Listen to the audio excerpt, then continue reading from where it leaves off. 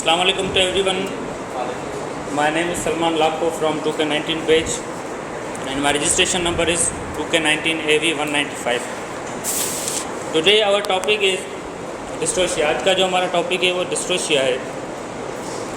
डिस्ट्रोशिया basically जो है वो पार्चुरेशन में जो डिफ़िकल्टी आ जाती है उसको डिस्ट्रोशिया कहते हैं, या डिफ़िकल्टी इन पार्चुरेशन उसको डिस्ट्रोशिया कहते हैं. अब डिस्ट्रोशिया को समझने से पहले हमें पता होना चाहिए कि पार्चुरेशन बेसिकली है क्या. पार्चुरेशन जो है वो नॉर्मली डिलीवरी होती है फिटस की, उसको हम पार्चुरेशन कहते हैं. उसके भी डिफरेंट स्टेजेस होते हैं, 3 स्टेजेस होते हैं. सर्विक्स डायलेशन होती है, एक्सपल्जन ऑफ फिटस होता है और एक्सपल्जन ऑफ फिटल मेम्ब्रेन होता है. अभी जो डिस्ट्रोशिया होता है ये अमूमन तौर पे जो सेकंड स्टेज होता है वो प्रोलॉन्ग हो जाता है, इस वजह से डिस्ट्रोशिया काज होती है. और इसका यूटोकिया भी, जब पार्चुरेशन को वैसे यूटोकिया भी कहा जाता है. अगर हम डिस्ट्रोकिया को सिंपल वर्ड्स में कहें, जो उसका जो सेकंड स्टेज होता है पार्चुरेशन का, एक्सपल्जन ऑफ फीटस, वो प्रोलॉन्ग हो जाता है. इसकी वजह से जो डिस्ट्रोशिया काज हो जाती है. अब उसके भी डिफरेंट काजेज़ हो सकते हैं, हार्मोनल, मैटरनल या फीटल भी काजेज़ हो सकते हैं. अब इसमें होता है कि जो एनिमल होता है वो फोर्स वगैरह लगा रहा होता है, लेकिन किसी भी एक डिफेक्ट की वजह से पार्चुरेशन नहीं हो पाती, वो फीटस वहीं के वहीं स्टक हो जाता है. अब इसको हम अगर रिलेट करें स्टेजेस में, तो स्टेजेस में हम ऐसे ही कह सकते हैं कि मोस्टली डिस्ट्रोशिया होता है वो सेकंड स्टेज में ही होता है, क्योंकि सेकंड स्टेज में ही एक्सपल्जन ऑफ फीटस होती है, तो उसी में कोई भी डिफेक्ट आ जाता है जिसकी वजह से डिस्ट्रोशिया काज हो जाती है. और उसके बाद हमें क्यों समझना ज़रूरी है कि डिस्ट्रोशिया मतलब हमें क्यों समझना चाहिए. और डिस्ट्रोशिया को हमें इसलिए समझना चाहिए क्योंकि ये ऐसी कंडीशन है जिसको अगर हम लाइटली लें तो ये बहुत एक सीरियस कंडीशन हो सकती है, फार्मर के लिए भी और एनिमल के लिए भी. क्यों? क्योंकि एनिमल को पता नहीं होता कि वो मतलब उसको डिस्ट्रोशिया है. वो तो कम्प्लीटली वो कंटिन्यूसली अपनी फोर्सेस वगैरह लगा रहा होता है, लेकिन आगे कोई ऑब्स्ट्रक्शन होती है जिसकी वजह से काफ़ी मुश्किल आ जाती है. और ऐसी सिचुएशन है जिसको अगर हम लाइटली लें तो ये मोटिलिटी भी काज करवा सकती है. इसको अगर टाइम टू टाइम मतलब टाइम के साथ साथ इसको अगर मैनेज ना किया जाए तो काफ़ी सीरियस सिचुएशन हो सकती है. वैसे अगर रेशो की बात करें तो रेशो 50 to 60% जो डिस्ट्रोशिया का रेशो होता है वो फिटल साइड से होता है. मतलब कि ज़्यादा जो रेशो होता है फिटल डिस्ट्रोशिया का वो फिटस की वजह से होता है. और 30 to 40 अगर हम बात करें वो होता है मैटरनल साइड की वजह से. मतलब मैटरनल साइड में या मदर की साइड से कोई ऐसा काज हो जाता है जिसकी वजह से डिस्ट्रोशिया होता है. अब इस ऐसी कंडीशन है जिसकी वजह से जो इकोनॉमिकल लॉसेज हैं वो भी हो सकते हैं. अब इकोनॉमिकल लॉसेज में हम पहले बात करेंगे injury in extreme cases of dam. ऐसा होता है कि इंजरी भी हो सकती है, क्योंकि अब जो डिस्ट्रोशिया है, फॉर एग्जांपल जो फार्मर है वो ऐसा होता है कि कभी कभार काफ़ी लेट इन्फॉर्म करते हैं वेटनरियन को, जिसकी वजह से उनका जो एनिमल होता है वो फोर्स लगा के थक गया होता है. और फोर्स लगाने की वजह से कोई ऐसा उसका पार्ट होता है या उसके अंदर रिप्रोडक्टिव ट्रैक होती है वो रैप्चर हो जाता है, या तो उसका फीटस का जो मतलब कोई पार्ट होता है वो भी इंजर हो जाता है. उसके बाद उसकी जो प्रोडक्शन होती है वो भी डिक्रीज़ हो जाती है. ये सारा इकोनॉमिकल लॉसेज में आ रहा है, क्योंकि जब एनिमल या उसका फीटस जो है वो अगर इंजर होगा तो अल्टीमेटली उसका जो नुकसान होगा वो फार्मर को ही होगा, उसका जो ओनर है उसको ही होगा. उसके बाद जो डिक्रीज प्रोडक्शन है उसकी मिल्क प्रोडक्शन भी डिक्रीज हो जाती है. क्यों? क्योंकि जब एनिमल डिस्ट्रोशिया से गुजरता है तो वो काफ़ी वीक हो जाता है. वीक होने की वजह से वो फीड कंजम्पशन भी लेस करेगा, जिसकी वजह से उसकी मिल्क प्रोडक्शन भी कम हो सकती है. उसके बाद उसकी जो फर्टिलिटी है उसके ऊपर भी अफेक्ट पड़ सकता है. क्यों? क्योंकि ये सारा जो कंडीशन, जो पूरी कंडीशन है ये फर्टिलिटी के ऊपर ही होती है. जो उसका रिप्रोडक्टिव ट्रैक्ट है उसी में ही ये सारा मसला होता है.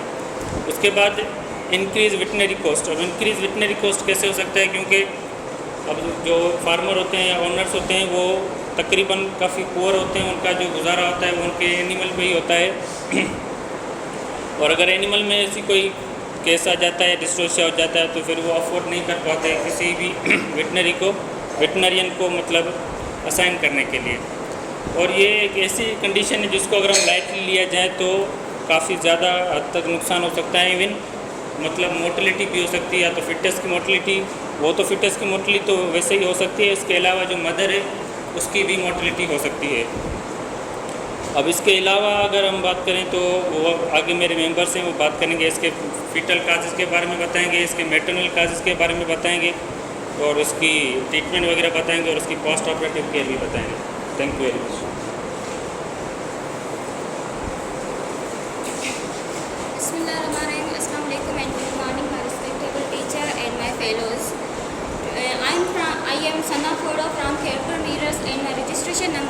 98। तो आज जो हमारे ग्रुप का टॉपिक है डिस्टोकिया। मेरे प्रीवियस मेंबर ने आपको बताया कि डिस्टोकिया क्या होती है, नॉर्मल बर्थ क्या होती है, उसके इकोनॉमिक लॉसेस बताए। अभी हम बात करते हैं काजेज़ ऑफ डिस्टोकिया पे। तो जो काजेज़ होते हैं हम उसको डिवाइड करते हैं दो हिस्सों में। सही, कॉमन जो काजेज़ होते हैं, एक होते हैं बेसिक काजेज़ ऑफ डिस्टोकिया और दूसरे होते हैं इमीडिएट काजेज़ ऑफ डिस्टोकिया। तो बेसिक काजेज़ कौन से होते हैं, किसकी वजह से होती है मतलब डिस्टोकिया? तो हेरिडिटी आ जाती है, उस पर न्यूट्रिशन एंड मैनेजमेंट आ जाती है, ट्रॉमा आ जाता है और इन्वायरमेंटल स्ट्रेस आ जाता है। हेरिडिटी कैसे? फॉर सपोज कोई एनिमल है, वो पार्चुरेट कर रही है, उसे पार्चुरेशन के दौरान डिफ़िकल्टीज़ हो रही है, कॉम्प्लिकेशंस आ रही हैं, तो उसके जो आगे ऑफ स्प्रिंग्स होंगे उनमें भी वही मतलब जो प्रॉब्लम है ट्रांसफ़र होता रहेगा। तो उनकी जो बर्थ कैनाल होगी वो भी सफिशेंट होगी, इनसफिशेंट होगी, डायलेट नहीं होगी, उसकी मदर पे जाएगी। और अगर हम न्यूट्रिशन और मैनेजमेंट पे आएँ तो अगर न्यूट्रिशन सही नहीं दे रहे हम एनिमल को, पुअर डाइट दे रहे हैं, सप्लीमेंट्स वगैरह नहीं दे रहे हैं, जस्ट हम मेंटेनेंस राशन दे रहे हैं, प्रोडक्शन नहीं दे रहे, तो उसमें टाइम ऑफ पार्चुरेशन क्या होगा? कॉम्प्लिकेशंस होगी, उसमें उतनी एनर्जी नहीं होगी कि वो नॉर्मली पार्चुरेट कर पाए। और हम इन्वायरमेंट पे आते हैं, तो इन्वायरमेंट अगर सही नहीं दे रहे एनिमल को, हीट स्ट्रेस हो जाता है, कोल्ड स्ट्रेस हो जाता है, वो एनिमल को ऑप्टिमम कंडीशंस नहीं मिल रही, तो क्या होगा? कॉम्प्लिकेशंस आएंगी, नॉर्मली तौर से वो पार्चुरेट नहीं करेगा। तो दूसरे मैंने आपको बताए थे इमीडिएट काजेज़। तो इमीडिएट में क्या आ जाता है? एक होता है मेटरनल काजेज़ ऑफ डिस्टोकिया, दूसरा होता है फीटल, एंड थर्ड होता है combination of both maternal and foetal causes. सही है। तो अभी जो मेरा टॉपिक है वो है मेटरनल काजेज़ ऑफ डिस्टोकिया। तो अभी हम बात करते हैं मेटरनल काजेज़ पे। तो वो किसकी वजह से होता है? मदर की साइड से जो डिफ़िकल्टीज़ आ रही है उसके क्या रीज़न्स होते हैं? तो वो दो किस्म के रीज़न्स होते हैं। एक होता है फेल्योर ऑफ एक्सपल्सिव फोर्सेस और दूसरा होता है insufficient dilation of birth canal. सही है। तो एक्सपल्सिव फोर्सेस मतलब वो एक्सपल्सिव फोर्सेस इतने नहीं लग पाते कि जो फीटस होता है वो नॉर्मली एक्सपेल आउट हो। तो एक्सपल्सिव फोर्सेस को भी हम फर्दर डिवाइड करते हैं दो हिस्सों में। एक होता है यूट्राइन एक्सपल्सिव फोर्सेस और दूसरा होता है एब्डोमिनल एक्सपल्सिव फोर्सेस। तो यूट्राइन एक्सपल्सिव फोर्सेस मतलब जो यूट्रस है वो सही तरीके से कॉन्ट्रैक्ट नहीं कर पा रहा at the time of parturition या आफ्टर पार्चुरेशन। फिर जो मतलब यूट्राइन कॉन्ट्रैक्शन से यूट्राइन एक्सपल्सिव फोर्सेस है उसमें क्या आ जाता है, उसके भी फर्दर पार्ट्स होते हैं, जैसे कि यूट्राइन इनर्शिया है, यूट्राइन टॉर्शन है या यूट्राइन रप्चर है। तो यूट्राइन इनर्शिया क्या होता है? यूट्राइन इनर्शिया वो होता है कि जो लैक ऑफ कॉन्ट्रैक्शन होती है यूट्रस की, अगर वो यूट्रस सही से कॉन्ट्रैक्ट नहीं कर पा रहा at the time of parturition और आफ्टर पार्चुरेशन, तो अगर टाइम ऑफ पार्चुरेशन अगर सही से कॉन्ट्रैक्ट नहीं होगा, उसमें इनर्शिया नहीं होगी, मतलब इनर्शिया होगी उसमें, तो क्या वो एक्सपेल आउट नहीं होगा। सही है। ये हो गया इनर्शिया पे। और फिर उसके भी पार्ट्स होते हैं, जैसे कि प्राइमरी इनर्शिया हो गई और सेकेंडरी इनर्शिया हो गई। तो प्राइमरी के भी फर्दर पार्ट्स होते हैं, एक होता है कंप्लीट एंड दूसरा होता है पार्शियल। तो पहले बात करते हैं हम प्राइमरी यूट्राइन इनर्शिया, वो किसकी वजह से होता है। तो प्राइमरी जो होता है, हमें पढ़े हैं कि जो यूट्रस होता है उसके लेयर्स होते हैं, जैसे कि मायोमेट्रम है, पेरीमेट्रम है, एंडोमेट्रम है। तो जो मायोमेट्रम लेयर होता है ना, उसका अगर उसमें कोई डिफेक्ट आ जाता है, इंजरीज आ जाती हैं मायोमेट्रम में, तो फिर भी वो मतलब प्राइमरी इनर्शिया काज करेगा। जस्ट इस पर डिपेंड नहीं करता कि मायोमेट्रम में अगर आ जाएंगी, डिफेक्ट्स आ जाएंगे, तो फिर भी पार्चुरेशन नहीं होगी। उसके और भी सारे रीजंस है, जैसे कि न्यूट्रिशनल है, ग्लूकोज वगैरह सही नहीं दे रहे हम एनिमल को, विटामिन डी नहीं मिल रहा, और बायोकेमिकल डेफिशिएंसीज हो रही हैं, मतलब जो हार्मोन्स वगैरह, हार्मोनल डेफिशिएंसी कह सकते हैं कि उसमें वो इतने हार्मोन सफिशिएंट नहीं है कि वो रिलीज़ हो, तो जो बेबी है, फीटस है, वो नॉर्मली पार्चुरेट हो। कौन से हार्मोन्स होते हैं? जैसे कि हमने एस्ट्रोजन पढ़ा है, और ऑक्सीटोसिन है, रिलैक्सिन है, प्रोस्टाग्लैंडिन F2 अल्फा है। अगर इनकी लेवल नॉर्मल नहीं है, जो मतलब हमने पढ़ा है कि जो डिलीवरी होती है उसके टाइम जो एस्ट्रोजन की लेवल बढ़ जाती है, तो फिर कॉन्ट्रैक्शन होती है यूट्रस की, अगर वो डिक्रीज़ हो जाएगी, इंक्रीज़ नहीं है, मतलब कि क्या होगा, डिक्रीज़ होगी, सफिशेंट नहीं होगी, तो वो पार्चुरेट नहीं कर पाएगा बेबी। और ऑक्सीटोसिन है, रिलैक्सिन है, वो जो मतलब लिगामेंट्स होते हैं, जैसे कि शार्टिक लिगामेंट्स वगैरह है, ब्रॉड लिगामेंट्स है, उनकी रिलैक्सेशन एंड कॉन्ट्रैक्शन नहीं होगी, फिर भी इसमें क्या होगा, प्राइमरी यूट्राइन इनर्शिया। फिर हम आते हैं सेकेंडरी यूट्राइन इनर्शिया पे। तो जो ये जस्ट डिपेंड करता है एनिमल पे।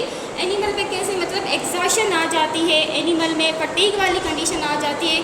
अगर एनिमल में एनर्जी नहीं हो, कंटिन्यूसली फोर्स लगाता रहता है, कंटिन्यूसली ट्राई करता रहता है, लेकिन जो बेबी है वो एक्सपेल आउट नहीं होता। इतनी कंडीशन आ जाती है कि एनिमल में वो एनर्जी नहीं रहती, एग्जॉशन वाली कंडीशन में आ जाता है कि वो फर्दर एक्सपेल नहीं कर पाता, बेबी नहीं आता बाहर। फिर हम उसे क्या देते हैं, एक्सटर्नल असिस्टेंस देते हैं। सही है, ये थे मतलब यूट्राइन इनर्शिया के। अभी हम आते हैं यूट्राइन टॉर्शन पे। तो यूट्राइन टॉर्शन होता क्या है, ये होती है मतलब यूट्रस जो होता है उसकी ट्विस्ट हो जाती है अलॉन्ग इट्स ओन एक्सिस। मतलब अगर यूट्रस ट्विस्ट हो जाता है, कैसे, यूट्रस जो होता है वो बीच में होता है, उसके साइड से ना 2 लिगामेंट्स होते हैं, ब्रॉड लिगामेंट्स। तो एक होता है राइट साइड में लिगामेंट और दूसरा होता है लेफ्ट साइड में। तो यूट्राइन टॉर्शन जब होगा तो जो यूट्रस होता है ना वो उसके मतलब ऊपर चढ़ जाता है, जो राइट साइड में लिगामेंट होता है, और जो लेफ्ट साइड वाला लिगामेंट होता है वो उसके नीचे आ जाता है। मतलब इतनी पेनफुल कंडीशन हो जाती है कि मतलब यूट्रस जो है पूरा लिगामेंट्स में ट्विस्ट हो जाता है, उसे हम कहते हैं यूट्राइन टॉर्शन। और जो कॉम्प्लिकेटेड मतलब केस है ना डिस्ट्रोकिया का, वो भी यूट्राइन टॉर्शन है। मतलब इतनी एक सीवियर कंडीशन आ जाती है एनिमल में कि इतना पेन होता है कि वो सही से पार्चुरेट नहीं कर पाता, और उसका यूट्रस जो होता है वो लिगामेंट्स में ट्विस्ट हो जाता है। फिर आते हैं यूट्राइन रप्चर पे। तो यूट्राइन रप्चर जो होता है, मैंने बताया कि यूट्राइन टॉर्शन में क्या होगा, एनिमल का यूट्रस जो है वो ट्विस्ट हो जाएगा, बॉडी में बहुत ज़्यादा पेन होगा। जब बॉडी में एनिमल को पेन होगा तो वो कंफर्टेबल फील नहीं करेगा, उसको पेन होगा तो वो बॉडी को रोल करेगा। अगर रोलिंग बॉडी को करेगा तो एज अ रिज़ल्ट क्या होगा, जो यूट्रस है ना वो रप्चर हो जाएगा, उसमें इंजरीज आ जाएंगी। तो फिर वो क्या होता है, एक्सीडेंटली होता है। वो कैसे कि एनिमल खुद की बॉडी को रोल कर रहा होता है, उसकी वजह से वो रप्चर हो जाता है। और ये यूट्राइन जो रप्चर है ना इतना मतलब सीवियर मतलब होता है। अगर सीवियर इसमें कंडीशंस आ जाती है, हेमरेजेस आ जाता है बॉडी में, तो एनिमल की शॉर्टली डेथ भी हो सकती है। अगर इसके सीवियर मतलब नहीं आ रहे, थोड़े से हेमरेजेस आ रहे हैं, तो फिर इंटेस्टाइन की प्रोलैप्स हो जाती है। आर्गन्स जो इनविस्ट्रल आर्गन्स होते हैं उनकी प्रोलैप्स हो जाती है। अभी दूसरा मैंने आपको बताया कि एब्डोमिनल फोर्सेस होते हैं। एक बताया कि यूट्राइन फोर्सेस होते हैं और दूसरा एब्डोमिनल फोर्सेस। तो एब्डोमिनल फोर्सेस मतलब कि जो एब्डोमेन की तरफ से फोर्स लग रहे हो टाइम ऑफ पार्चुरेशन, कौन से होते हैं, मतलब कैसे नहीं लगेंगे वो भी मैंने बताया कि लेक ऑफ एक्सपल्सिव फोर्सेस मतलब नहीं लगेंगे अगर एनिमल नॉर्मली पार्चुरेट नहीं कर रहा। तो कैसे होगा, अगर एनिमल की एज है मतलब ड्यू टू एज की वजह से, अगर छोटी एज में टू यंग एनिमल है उसको हम ब्रीड करवा रहे हैं तो उसमें वो कैपेबिलिटी नहीं होगी, उसका वो बर्थ जो कैनाल है वो इतना डायलेट नहीं हो पाएगा कि वो पार्चुरेट कर पाए। सही है, तो ये एज अगर टू यंग में करेंगे तो। और पेन की वजह से अगर एनिमल की बॉडी में सीवियर पेन है फिर भी वो मतलब एक्सपल्सिव फोर्सेस नहीं लगाएगा बाय द एब्डोमेन। और हर्निया आ जाती है, एब्डोमिनल हर्निया, जैसे कि आर्गन्स वगैरह बाहर आ जाते हैं, डायफ्रामेटिक हर्निया हो जाती है, फिर भी फोर्सेस नहीं लगेंगे।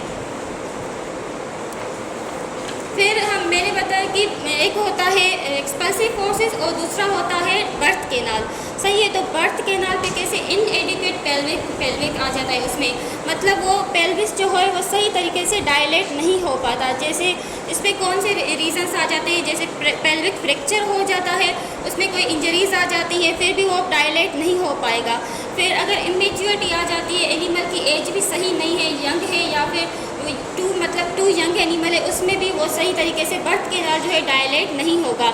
नियोप्लाजा है या ब्रीडिंग है, हमें देखा है ना कि जो हमारे जो लोकल ब्रीड्स होती हैं उनका जो वेट होता है नॉर्मल होता है, इतना हेवी और भारी नहीं होती, मतलब नॉर्मल उसका वेट होता है। तो अगर उनको हम एक्सोटिक ब्रीड से करवाते हैं, एक्सोटिक ब्रीड्स क्या होती हैं, हैवी होती है, उनका मसल्स वगैरह वेट जो होता है हैवी होता है।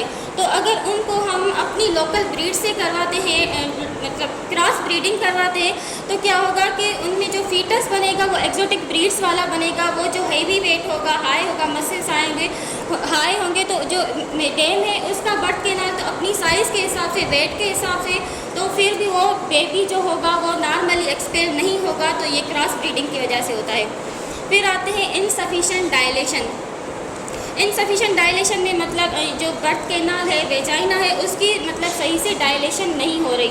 जैसे मतलब वेजाइनल सिस्टोल है, वेजाइनल ट्यूमर्स हैं, मतलब उसमें कोई इंजरीज आ जाती हैं। वेजाइनल सिस्टोल मतलब कि एक यूरिनरी ब्लैडर या आर्गन्स जो होते हैं ना, वो बैग लाइक स्ट्रक्चर बन के वेजाइना से बाहर आते हैं, जिसे हम वेजाइनल स्टोल कहते हैं। मतलब प्रोड्यूडिंग हो जाती है इसकी आर्गन्स की, यूरिनरी ब्लैडर है या मतलब इंटेस्टाइन है, वो बाल लाइक स्ट्रक्चर बन के जब वेजाइना से बाहर आते हैं तो उसे वेजाइनल सिस्टोल कहते हैं। या फिर वल्वुलर स्टेनोसिस है, नियोप्लाज़ा है, अगर उसमें इंजरीज आ जाती हैं, ट्यूमर्स हो जाते हैं, फिर भी वो सही तरीके से डायलेट नहीं होगा तो मतलब एनिमल सही से पार्चुरेट नहीं करेगा। Thank you so much for your attention. बिस्मिल्लाहिर्रहमानिर्रहीम। I'm Sabah Koro and my registration number is 198। और आज मेरा टॉपिक है फीटल काजेज़। फीटल काजेज़ जो होते हैं वो डिपेंड करते हैं प्रेजेंटेशन, पोजीशन, पोस्चर और ओवर साइज़ जो हो जाती है फीटस की, उस पर डिपेंड करते हैं। ठीक है, अब ओवर साइज़ के जो होते हैं 2 टाइप्स होते हैं, एब्सोल्यूट और रिलेटिव। एब्सोल्यूट में मतलब जो फीटस होता है उसकी साइज़ बढ़ जाती है, और रिलेटिव में क्या होता है, फीटस नॉर्मल होता है लेकिन जो पेल्विक के एरिया होती है वो स्मॉल होती है। मतलब ये मोस्टली जो होता है हीफर्स में होता है, जो अंडर 2 इयर्स की एज में होते हैं। ठीक है, अब फीटल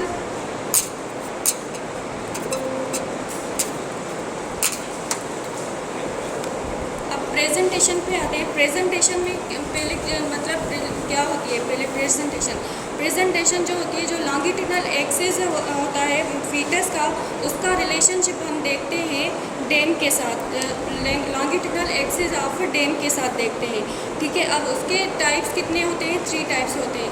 लॉन्गिट्यूडनल प्रेजेंटेशन होती है, और ट्रांसवर्स प्रेजेंटेशन होती है, और वर्टिकल प्रेजेंटेशन होती है। अब लॉन्गिट्यूडल में क्या होता है, मतलब जो मतलब लॉन्गिट्यूडल प्रेजेंटेशन ऑफ फीटस जो होता है वो, और लॉन्गिट्यूडल एक्सिस ऑफ डेम जो होता है वो दोनों पैरेलल होते हैं। ठीक है, अब उनके 2 टाइप्स होते हैं, एक एंटीरियर और पोस्टीरियर। अब इसे हम पहले तो हम नॉर्मल कंडीशन भी समझते हैं। ठीक है, अब एंटीरियर में क्या होता है, दोनों पैरेलल होते हैं, लॉन्गिट्यूडल एक्सिस दोनों के पैरेलल होते हैं, लेकिन जो एंटीरियर पार्ट होता है, मतलब जो 4 लिम्स और हेड होता है, वो टुवर्ड्स बर्थ कैनाल होता है। और पोस्टीरियर में जो होता है उसकी 4 लिम्स जो होती है फीटस की, वो टुवर्ड्स बर्थ कैनाल होती है। ठीक है, अब आते हैं ट्रांसवर्स में। ट्रांसवर्स में क्या होता है, मतलब ट्रांसवर्स में क्या होता है, जो लॉन्गिट्यूडल एक्सिस ऑफ डेम होता है और फीटस का लॉन्गिट्यूडल एक्सिस, वो दोनों मतलब राइट एंगल बनाते हैं। ठीक है, राइट एंगल बनाते हैं, फिर उसमें क्या हो जाता है, मतलब और पोजीशन जो होती है वो टुवर्ड्स बर्थ कैनाल होती है, और इसके 3 टाइप्स होते हैं। ठीक है, अब मतलब एक होता है डार्सो ट्रांसवर्स होता है, और दूसरा जो होता है वो स्टर्नो होता है, स्टर्नो ट्रांसवर्स, और तीसरा जो होता है वो लेटरो ट्रांसवर्स होता है। ठीक है, अब डार्सो में क्या होता है, जो मतलब लॉन्गिट्यूडल एक्सिस जो होता है फीटस का, वो राइट एंगल बनाता है मतलब डेम के साथ, और उसका जो मतलब वर्टिब्रल कॉलम होता है वो टुवर्ड्स पेल्विक एरिया होता है, और जो मतलब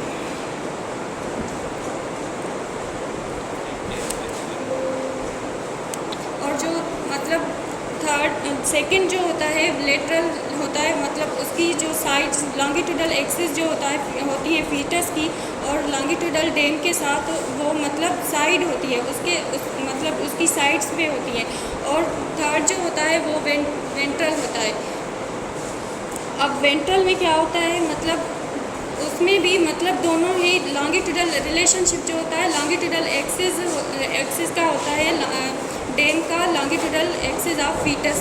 ठीक है, अब उसमें वर्टिकल प्रेजेंटेशन होती है, उसमें भी 90 एंगल ही बनाते हैं, लेकिन वर्टिकल प्लेन होता है। ठीक है, अब इसके भी 3 टाइप्स ही होते हैं। ठीक, अब जो मतलब डॉर्सो वर्टिकल होता है और लेट्रो, और दूसरा जो होता है वो वेंट्रो होता है।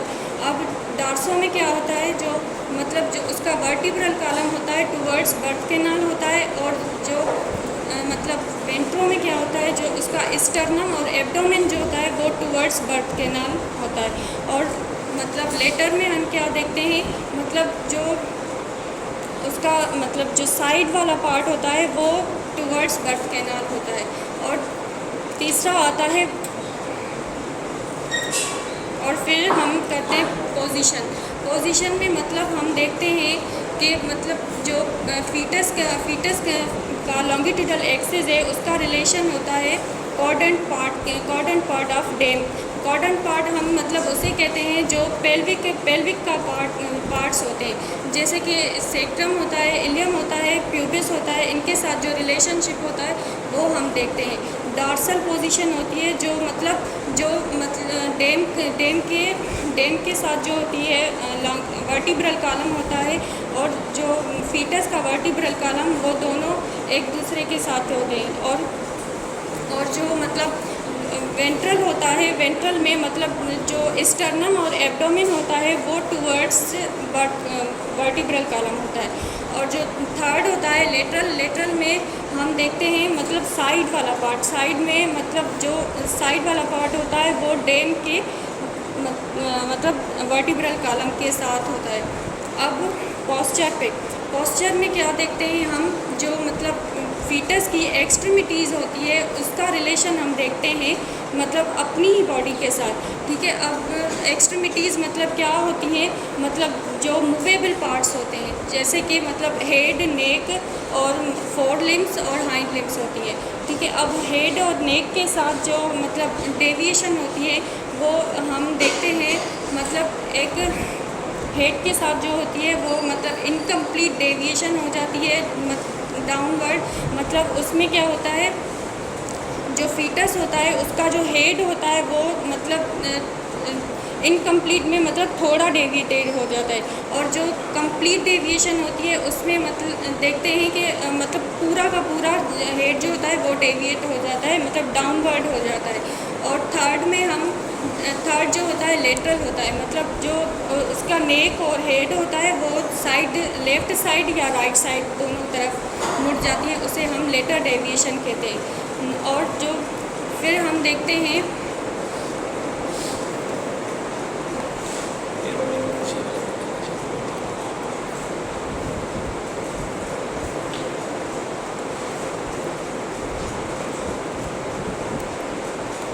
फिर होते हैं लिम्स के साथ, मतलब जो आगे वाली होती है, ठीक है। अब आगे वाली के साथ मतलब जो लिम्स होती हैं उनमें हम देखते हैं शोल्डर के साथ, एल्बो के साथ और कार्पल बोन्स के साथ, ठीक है। अब मतलब पूरा अगर मतलब डेविएटेड हो जाएगा उसका तो हम देखते हैं, अगर पूरा शोल्डर के साथ ही पूरा मतलब डाउनवर्ड हो जाता है तो हम उसे कहते हैं कि वो मतलब शोल्डर डेविएशन या फ्लेक्शन हो गई है, ठीक है। अब जो सेकंड होता है वो होता है एल्बो में क्या होता है कि वो मतलब थोड़ा सा मतलब एल्बो जो होता है वो टुवर्ड्स बर्थ कैनाल हो जाता है, ठीक है।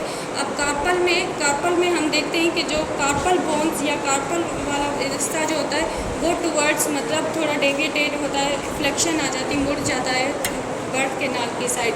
और दूसरा हम एबनॉर्मल पोस्चर जो देखते हैं वो हाइंड लिम्स के साथ देखते हैं, और मतलब हिप, उसमें क्या होता है हिप फ्लेक्शन हो जाती है, हुक और नी फ्लेक्शन कहते हैं और टार्सल फ्लेक्शन कहते हैं।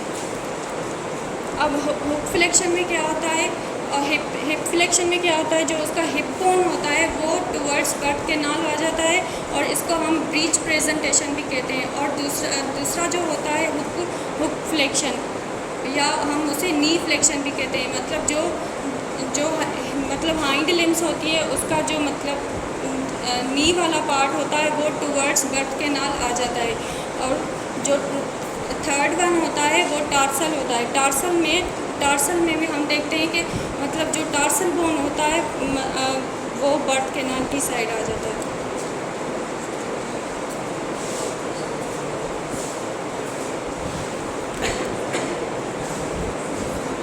Assalamualaikum to everyone.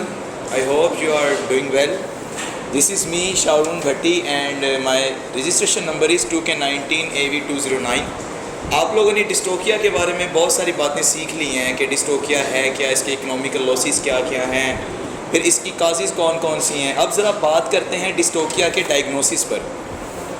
डायग्नोस हम करते हैं असल वजह मालूम करने के लिए डिस्टोकिया की, जैसा कि आपने अभी मेरे कुलीग्स ने आपके साथ डिस्कस किया कि काफ़ी सारी वजूहात होती हैं, लेकिन उनकी फिर काफ़ी सारी कैटेगरीज़ हैं। इसी तरह से डिस्टोकिया में भी हम वजह के मुताबिक, कॉज के मुताबिक हम ट्रीटमेंट भी करते हैं। सो अगर हम डायग्नोस करना चाहते हैं तो इसके अंदर हमें टाइम का बड़ा ज़्यादा ख्याल रखना पड़ेगा। अगर हम सही टाइम पर डायग्नोस कर लेते हैं तो हम फ़ायदे में रहते हैं, लेकिन अगर हम सही टाइम पर डायग्नोस नहीं करते तो हमें बहुत ज़्यादा नुकसान होता है। फॉर सपोज़ अगर हम डायग्नोस करने में अगर हम काफ़ी ज़्यादा देर लगाते हैं तो क्या होता है कि फ़ीटस जो होता है वो 8 घंटे से 10 घंटे से ज़्यादा देर तक मैटरनल कैनाल के अंदर नहीं रह सकता, जिसकी वजह से फ़ीटस की डेथ भी हो सकती है। उसके साथ साथ मदर को भी काफ़ी सारे रिप्रोडक्टिव इन्फेक्शंस होने का ख़तरा होता है, जिसके अंदर प्रोलैप्सिस भी हो सकते हैं, यूट्राइन रप्चर भी हो सकता है और इवन मदर की डेथ भी हो सकती है। सो डायग्नोस करने के लिए जो सबसे पहली चीज़ है वो ये है कि जब भी एनिमल पार्चुरेशन में हो, पार्चुरेट कर रहा हो, तो हमने उसको प्रॉपर मोनीटर करना है। हमने उसकी हर एक एक्टिविटी को नोट करना है, हमने उसके बिहेवियर को नोट करना है। हो सकता है कि काऊ आपको कोई ना कोई निशान दे कि उसे अब आपकी ज़रूरत है। अब फॉर एग्ज़ाम्पल जैसा कि अभी मेरे कलीग ने आपके साथ डिस्कस किए थे पार्चुरेशन के स्टेजेस। जो पार्चुरेशन का सेकंड स्टेज है वो स्टार्ट होता है वाटर बैग के आने से। अब for example water bag animal ने निकाल दिया है, लेकिन 1 घंटे से ज़्यादा वक्त हो गया कि अभी तक बच्चा बाहर ही नहीं आया ना। सबसे पहले क्या होता है कि बच्चे के जो 4 लिम्स हैं ना वो बाहर आते हैं, वो भी नहीं हुए। तो इसका मतलब ये है कि एनिमल को जो है हमारी ज़रूरत है, हमने उसकी मदद करनी है।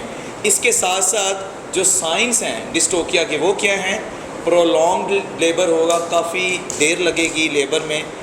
एनिमल जो है ना उसमें रेस्टलेसनेस होगी, कभी वो इधर जाएगा कभी उधर जाएगा, खाना पीना चाहेगा लेकिन नहीं खा पाएगा, कभी उठेगा कभी बैठेगा, मतलब बेचैनी सी उसे होगी।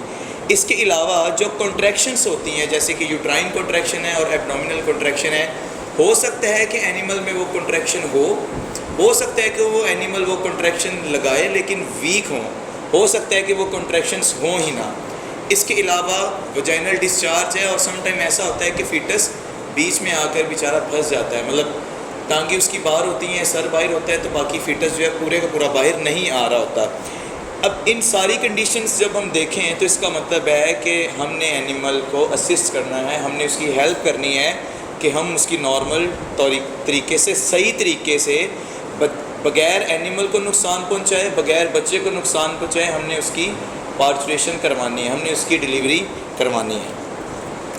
अब ये सारी कंडीशंस करने के लिए हमें एनिमल की एग्ज़ामिनेशन करनी पड़ेगी। अब एग्ज़ामिनेशन हम किस तरीके से कर सकते हैं? एग्ज़ामिनेशन हम बच्चे की भी करेंगे और माँ की भी करेंगे। हम एग्ज़ामिनेशन एक तो विजुअल एग्ज़ामिनेशन कर सकते हैं, काफ़ी सारे साइंस सिम्टम्स ऐसे होते हैं कि जो हमें खुद ही बता रहे होते हैं कि भाई अब ये कंडीशन हो गई है। इसके अलावा हम पर रेक्टल एग्ज़ामिनेशन कर सकते हैं। अच्छा, जो पर रेक्टल एग्ज़ामिनेशन है ये लार्ज रूमिनेंट्स में रिकमेंडेड है, लेकिन स्मॉल रूमिनेंट्स जैसे कि शीप और गोट इनमें रिकमेंड नहीं है। इसके अलावा हम वजाइनल एग्ज़ामिनेशन भी कर सकते हैं और अल्ट्रासोनोग्राफी अगर हमारे पास सहूलत मौजूद है, अगर हम चाहें तो हम ये भी कर सकते हैं। अच्छा, अब इन एग्ज़ामिनेशंस के थ्रू हमने करना क्या है? हमने 2 चीज़ों की असेसमेंट करनी है। एक तो एनिमल के रिप्रोडक्टिव ट्रैक की हमने असेसमेंट करनी है, दूसरा हमने जो फ़ीटस है उसकी हमने असेसमेंट करनी है कि फ़ीटस की ओरिएंटेशन क्या है। फॉर एग्ज़ाम्पल असेसमेंट से हमें पता चलता है कि जो फ़ीटस है वो ज़िंदा है, उसमें कोई एबनॉर्मलिटी भी नहीं है, उसका साइज़ भी नॉर्मल है, उसकी प्रेजेंटेशन, पोस्चर, पोजीशन आप लोग सीख चुके हैं, ये भी नॉर्मल है। तो लेकिन मदर जो है वो फोर्स नहीं लगा रही। मदर जो है हो सकता है कि शायद उसमें कोई ना कोई न्यूट्रिशनल डेफिशिएंसी हो सकता है कोई ना कोई हार्मोनल इम्बैलेंसिंग हो गई हो, जिसकी वजह से अब वो फोर्स नहीं लगा रही, या वो रिकम्बेंसी में चली गई है, बैठ गई है या फिर लेट गई है। तो इसका मतलब ये है कि हमारा फ़ीटस तो नॉर्मल है, लेकिन ये जो डिस्टोकिया हुआ है ये मदर वाली साइड से हुआ है। सो इस कंडीशन में हमने क्या करना है, हमने ये करना है कि हमने एनिमल्स को ऐसे हार्मोन्स देने हैं जो यूट्राइन कॉन्ट्रैक्शन को इम्प्रूव करें, जैसे कि PGF2 अल्फ़ा है, इसके साथ ऑक्सीटोसिन है और रिलैक्सिन भी है। इसके अलावा हमने न्यूट्रिशनली तौर पर भी एनिमल को देखना है। समटाइम ऐसे होता है कि जो ऑर्गन्स की टोन जो है वो ख़त्म हो जाती है, और ऑर्गन की टोन को मेंटेन करने के लिए कैल्शियम जो है ये एक वाइटल मिनरल है जो कि एनिमल की डाइट में शामिल होना चाहिए। समटाइम ऐसे होता है कि जब एनिमल ड्राई पीरियड में होता है तो जो फार्मर्स होते हैं वो एनिमल को जो है वो प्रोडक्शन राशन नहीं दे रहे होते, अच्छी कंसनट्रेट्स उनको नहीं दे रहे होते, जिसका आगे चल के एनिमल को पार्चुरेशन के दौरान डिस्टोकिया की सूरत में जो है वो सामना करना पड़ता है। तो इस सूरत में हम क्या करते हैं, हम कैल्शियम थेरेपी कर सकते हैं, हम उसको कैल्शियम बोरो ग्लूकोनेट दे सकते हैं 300 to 500 ml IV के थ्रू। इसके अलावा हम उसे जो है हम मिल्फॉन C भी हम दे सकते हैं। इसके अलावा हम उसे ग्लूकोज की बोतल भी दे सकते हैं अगर एनिमल में एनर्जी अगर नहीं है तो। अब बात करते हैं हम आगे कि अगर हम देख रहे हैं कि मदर जो है वो बिल्कुल सही है, खड़ी हुई है, फोर्सेस लगा रही है, लेकिन फीटस जो है उसकी डिलीवरी नहीं हो रही। अब इसके पीछे क्या रीज़न है? हमने जब एग्जामिनेशन की थी तो मैंने आपसे कहा था कि हमने मदर की भी एग्जामिनेशन करनी है, रिप्रोडक्टिव ट्रैक की, और फीटस की भी एग्जामिनेशन करनी है।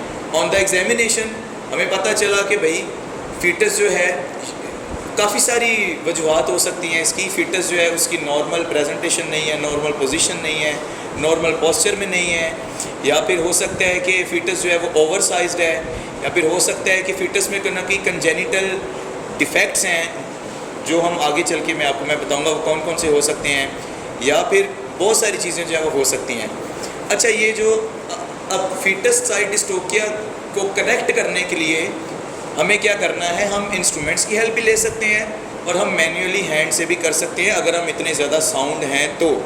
अच्छा, अब इसको करने के लिए हमें ऑब्स्टेट्रिकल ऑपरेशंस परफॉर्म करने पड़ेंगे। अब ऑब्स्टेट्रिकल ऑपरेशंस कौन कौन से हैं? सबसे पहले हम म्यूटेशन करवाते हैं। म्यूटेशन, आपको पता है कि म्यूटेशन का मतलब है चेंजिंग। तो हमने क्या करना है, सिंपली चेंजेस करवाने हैं। किस में चेंजेस करवाने हैं? फीटस की ओरिएंटेशन में, यानी कि फ़ीटस की प्रेजेंटेशन अगर एबनॉर्मल है तो हमने उसको करेक्ट करना है, अगर फ़ीटस का पोस्चर एबनॉर्मल है तो हमने उसको करेक्ट करना है, अगर फ़ीटस की जो है वो पोजीशन एबनॉर्मल है तो हमने करेक्ट करना है। अब जो म्यूटेशन है हम 4 स्टेजेस के अंदर हम करते हैं। सबसे पहला स्टेज है रिपल्जन, फिर रोटेशन, फिर version, and the last is adjustment of the extremities. सबसे पहले हम वजाइनल एग्जामिनेशन जैसे करते हैं तो हम वजाइना में हैंड इंसर्ट करके, अगर हम अपने हाथों से कर रहे हैं या इंस्ट्रूमेंट्स की मदद से कर रहे हैं, तो वजाइना में हैंड इंसर्ट करके फीटस को एब्डोमेन की तरफ हम धक्का देंगे, क्योंकि आपको पता है कि जो पेल्विक एरिया है उसमें एरिया कम होता है और जो एब्डोमेन है उसमें एरिया ज़्यादा होता है। इसलिए हम फीटस को सबसे पहले पुश करेंगे एब्डोमेन की तरफ ताकि हमें ज़्यादा स्पेस मिले, ताकि उसकी जो भी इसके अंदर एबनॉर्मलिटी है हम उसको करेक्ट कर सकें। सो पुश करने को हम कहते हैं रिपल्जन। रिपल्जन के बाद हम क्या करेंगे, हम रोटेशन करेंगे अगर ज़रूरत है तो। फॉर एग्जांपल हमारा फीटस जो है उसकी पोजीशन सही नहीं है, वो डोर्सोसैक्रल पोजीशन में नहीं है, तो पुश करने के बाद एब्डोमिनल कैविटी में धक्का देने के बाद हम वहाँ पर जाकर हम फीटस की पोजीशन को हम डोर्सोसैक्रल पोजीशन के अंदर लेकर आएंगे। उसके बाद पोजीशन करेक्ट करने के बाद हम देखेंगे कि उसकी प्रेजेंटेशन कैसी है। प्रेजेंटेशन करने के लिए बहुत ज़्यादा ज़रूरी है कि हम उसकी वर्जन करेंगे। प्रेजेंटेशन की करेक्शन को हम वर्जन कहते हैं। प्रेजेंटेशन का मतलब है कि ट्रांसफ़र एक्सिस, ठीक है। तो इसमें हम फीटस को एंटीरियर प्रेजेंटेशन में हमने लेके आना है, एंटीरियर लॉन्गिट्यूडनल प्रेजेंटेशन। और फीटस की पोजीशन करेक्ट होगी, प्रेजेंटेशन करेक्ट होगी। लेकिन अगर लिम्स में या हेड में अगर कोई मुड़ाव है, अगर वो कहीं ना कहीं से टेढ़े हैं, वो सही नहीं है, तो क्या करना है कि उसकी भी हमने एडजस्टमेंट करनी है। आमतौर पे जो क्या होता है कि नॉर्मल प्रेजेंटेशन और पोजीशन क्या होती है कि फीटस के जो 4 लिम्ब है वो बर्थ कैनाल की तरफ एक्सटेंडेड हुए होते हैं और उसका जो हेड है वो उनके ऊपर प्लेस हुआ होता है। तो इस पोजीशन में हमने फीटस को लेकर आना है। सो ये हो गई म्यूटेशन। अब आपने प्रेजेंटेशन, पोस्चर और पोजीशन को करेक्ट कर लिया है, लेकिन अब हमने फीटस को निकालना भी है, क्योंकि जो मदर है वो काफ़ी देर की फोर्स लगा रही थी, अब वो बेचारी थक गई होगी, तो हमने उसकी हेल्प करनी है। तो हमने क्या करना है, फीटस को हमने बाहर भी निकालना है। अब ओरिएंटेशन करेक्ट करने के बाद हमने फिटस की ट्रैक्शन करनी है। ट्रैक्शन मतलब फोर्सफुली इसको बाहर हमने खींचना है। अब ये काफ़ी सारे तरीक़ों से की जा सकती है, जिसमें से चंद ये हैं कि हम क्रॉस ट्रैक्शन कर सकते हैं। क्रॉस ट्रैक्शन में क्या होता है, हम हैंड भी यूज़ कर सकते हैं और रॉप भी यूज़ कर सकते हैं। हम दोनों जो कार्पल जॉइंट्स हैं उनको हम पकड़ते हैं अपने हाथों से और फिर वन बाय वन हम ऐसे करके क्रॉस करके हम उसको फिटस को बाहर निकालते हैं। अच्छा, इसके अलावा हम और क्या कर सकते हैं, हम पहले एक टांग को बाहर निकालते हैं, उसके बाद दूसरी टांग को बाहर निकाल के फिर हम खींचते हैं। इसके अलावा एक और टेक्निक है जो कि हम इस्तेमाल करते हैं कि फिटस का जो लोअर जा है यानी कि मैंडिबल, उसमें हम रस्सी बांध कर या फिर हेड से जाज के अंदर रस्सी बांध कर हम उसको फिटस को बाहर खींचते हैं। इसके अलावा अगर हमारा फिटस जो है उसके 4 लिम्स बाहर आए हुए हैं तो हम क्या करते हैं कि उसके एब्डोमिन में रस्सी बांधकर उसको फोर्सफुली हम खींच कर भी निकाल सकते हैं। अब ये तो थे कि अगर फिटस जो है नॉर्मली तौर पर अगर बाहर आ सकता है, लेकिन फॉर एग्जांपल अगर फिटस हमारा डेड है, फिटस हमारा मर चुका है, हमने बहुत ज़्यादा देर कर दी है अप्रोच करने में, तो उस सूरत में हम क्या करते हैं कि हम देखते हैं कि एक तो हमारा फिटस डेड है, उस ऊपर से उसके साथ बहुत सारी एबनॉर्मलिटीज़ भी हैं, जिसके अंदर फिटस जो है वो ब्रीच प्रेजेंटेशन में है। ब्रीच प्रेजेंटेशन को करेक्ट करना थोड़ा सा मुश्किल है। इसके अलावा जो फिटस है उसमें काफ़ी सारे जो डेथ के बाद होने वाले जो चेंजेस हैं वो आ चुके हैं। तो उस सूरत में हम क्या करते हैं कि फिटस की फिटोटॉमी करते हैं। Foeto means foetus, tomy means to cut. Foetus को हम पार्ट्स में काटते हैं।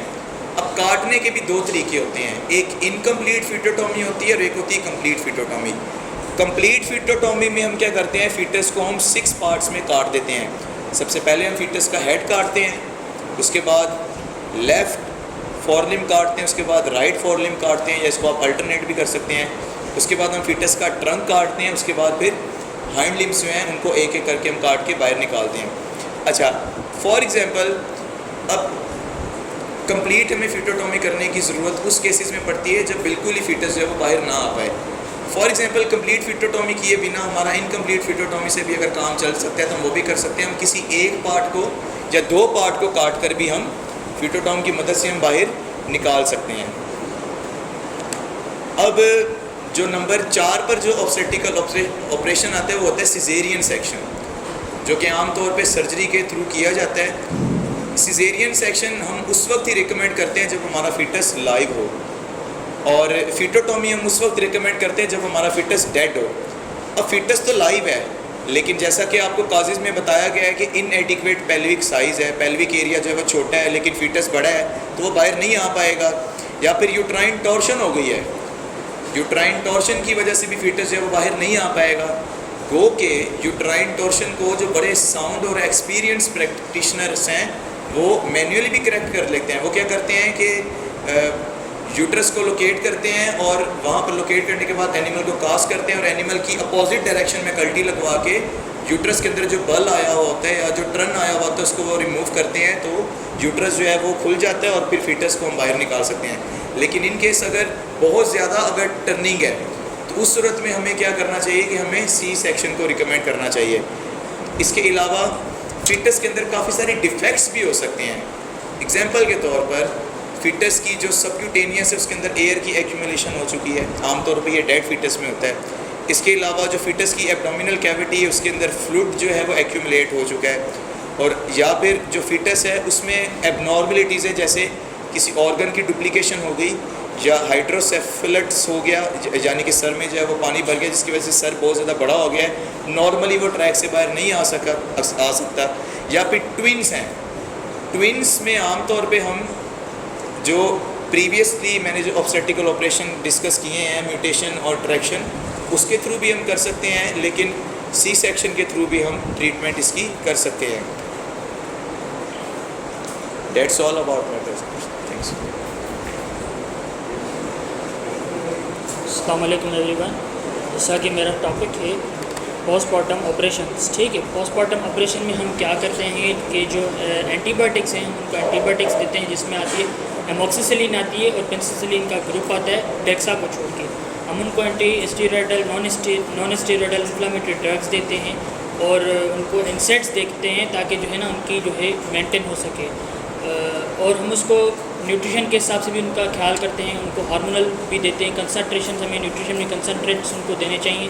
और हार्मोन में हमें ये देना चाहिए कि भाई उनको PGF2 अल्फ़ा देना चाहिए ताकि एस्ट्रोजन की होगी तो वो उसमें यूट्राइन टॉर्शन या एंड्रोमेट्राइटिस का अगर के खदशा भी सस्पेक्टेड है तो वो नहीं होगा। उसके बाद उसको कंफर्टिंग बेड रेस्ट पूरा चाहिए, कंफर्ट देते हैं हम। उनके जो फिटस होता है, जब फिटस निकलने के बाद या कोई भी ऑपरेशन करने के बाद हम क्या करते हैं, उसको हम PP लोशन बनाते हैं। PP लोशन से हम उस जो जहाँ वजाना होती है वो सारा पार्ट जो होता है वहाँ पे वो हम उनकी जो है सफाई करते हैं। उसके बाद आ जाता है जो है प्रिवेंशन आ जाता है। उसके बाद हम प्रिवेंशन कैसे करेंगे? प्रिवेंशन हम जो है ना 2 तरीक़ों से हम कर सकते हैं मैनेजमेंट में। एक तो हम क्या करते हैं, बुल सिलेक्शन करते हैं। बुल सिलेक्शन में ये होता है कि भाई बुल सिलेक्शन होगा तो हमें सार हम ट्रेड उसका जो सायर है सायर हम कर सकेंगे जो कि उसके बर्थ वेट के अकॉर्डिंग होगा। बर्थ वेट हम देखेंगे, उसके लिए हम क्या करते हैं कि हम जो है CED टेस्ट करते हैं, काविंग एज डायरेक्ट टेस्ट होता है। वो क्या होता है, उसमें हम क्या देखते हैं कि भाई उसकी जो मदर ने कितनी बर्थ्स दी हुई हैं और बर्थ वेट उसका क्या है, क्योंकि हर एवरी बर्थ के बाद हम उसको एक लो मतलब वेट देते हैं ताकि वो जो है एक मैनेज कर पाए। अगर कि ज़्यादा वो होंगे शुरुआत में, अगर के सायर ज़्यादा अगर के रखा होगा, बुल के सायर ज़्यादा होगा, ट्रेड ज़्यादा होगा तो वो पेल्विक एडजस्ट नहीं हो पाएगा। उस एडजस्टमेंट की वजह से, उस बर्थ की वजह से डिस्टोकिया हो सकता है। तो हमें पहले बुल सिलेक्शन करनी चाहिए। और दूसरा उसका जो है बॉडी शेप कंडीशनिंग स्कोर है। बॉडी कंडीशनिंग स्कोर उसका 4.5 से 5 तक होना चाहिए, नॉर्मल उसका होना चाहिए। वो हम कैसे देखेंगे? वो हम देखेंगे उसके थाइस से देखेंगे और उसके ब्रेस्केट से देखेंगे। आगे ये करेंगे कि भाई वो जब हो जाएगा, एक टाइम पे हो जाएगा तो हम उसके बाद जो है प्रेगनेंसी डिटेक्शन करेंगे कि भाई प्रेगनेंसी डिटेक्शन में क्या है। अल्ट्रासाउंड करेंगे, उसमें हम रेक्टल पल्पेशन करेंगे ताकि हमें पता चले कि भाई जो है ट्विंस हैं या कोई चीज़ भी है या कोई मॉडर्न टेक्नोलॉजी या कुछ उसका पोस्चर बिगड़ा हुआ है तो मैं उसको करेक्ट करने के लिए ज़रूरत होता है। आगे हम क्या करते हैं कि भाई उसको एक्सरसाइज प्रोवाइड करते हैं जिसमें हमें उसको जब तक जो है 6 महीने से पहले या 6 महीने या जब तक प्रेगनेंसी से 2 महीने पहले उसको स्टॉप करनी पड़ती है एक्सरसाइज। बाकी हम उनको एक्सरसाइज करवाते हैं सारा दिन एक्सरसाइज, मतलब कम से कम 1/4 माइल्स तो उसको चलाना चाहिए।